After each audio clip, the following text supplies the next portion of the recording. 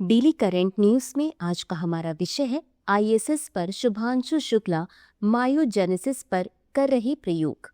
सबसे पहले देख लेते हैं पूरे एपिसोड में किन किन मुद्दों पर बात करेंगे। जानेंगे चर्चा में क्यों मायोजेनेसिस के बारे में, एक्सियोम 4 मिशन के बारे में, अंतर्राष्ट्रीय अंतरिक्ष स्टेशन के बारे में और अंत में देखेंगे एक अभ्यास प्रश्न को। तो चलिए शुरू करते हैं।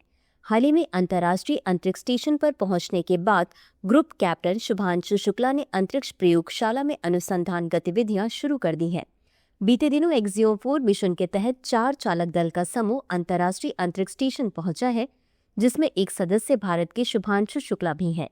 आईएसएस पर Shubhanshu Shukla life sciences glove box में मायोजेनेसिस प्रयोग पर काम कर रही हैं।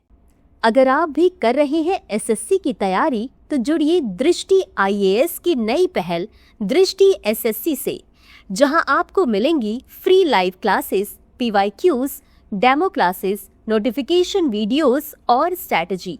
तो अभी सब्सक्राइब करें दृष्टि एसएससी। डिस्क्रिप्शन में दिए गए लिंक पर जाकर चैनल को सब्सक्राइब करें। अब जान लेते हैं मायोजेनेसिस के बारे में। मायोजेनेसिस वह प्रक्रिया है जिसके द्वारा मसल फाइबर का निर्माण होता है। यह एक जटिल और अत्यधिक विनियमित प्रक्रिया है जो स्केलेटन की मांसपेशी ऊतक के विकास और रखरखाव के लिए महत्वपूर्ण है।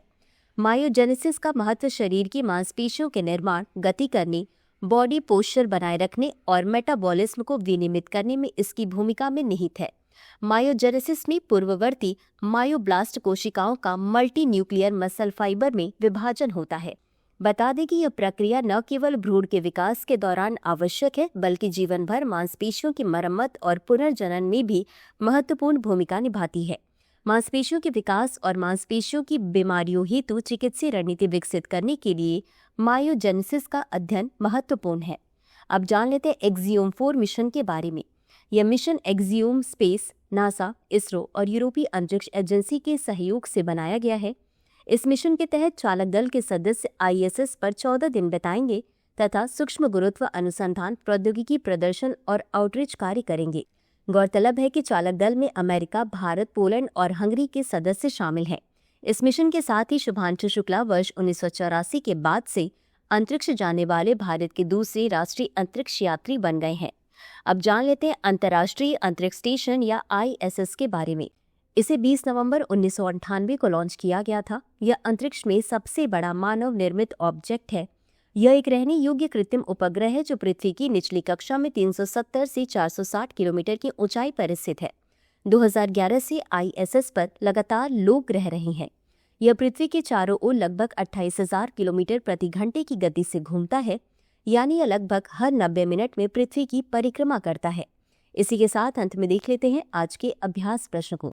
निम्नलिखित कथनों पर विचार करें। 1. अंतर्राष्ट्रीय अंतरिक्ष स्टेशन 20 नवंबर 1998 को लॉन्च किया गया था। 2. यह अंतरिक्ष में सबसे बड़ा मानव निर्मित ऑब्जेक्ट है। उपर्युक्त में से कौन सा या कौन से कथन सही है या सही है? ए केवल 1, बी केवल 2, सी 1 और 2 दोनों, डी न तो 1 और ना ही 2।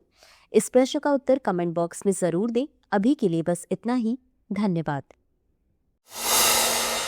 डियर व्यूअर्स, अपने एग्जाम की तैयारी को और बेहतर करने के लिए हमारे चैनल को लाइक, शेयर और सब्सक्राइब करना न भूलें।